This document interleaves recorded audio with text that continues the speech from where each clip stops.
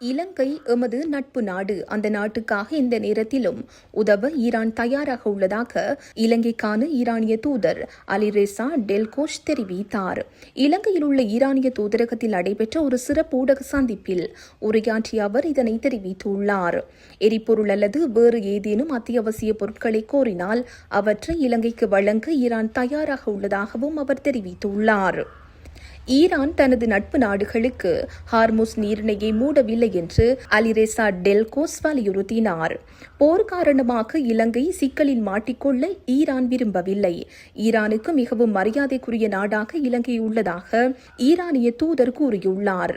சமீபத்தில் அமெரிக்க நீர்மூழ்கி கப்பலின் டார்பிடோ தாக்குதலால் மூழ்கடிக்கப்பட்ட ஈரானிய போர்க்கப்பலான ஜரிஷ் தேனாவின் குழுவினரை ஈரானின் கோரிக்கையின் பேரில் மீட்க இலங்கை அரசாங்கம் நடவடிக்கை எடுத்தது.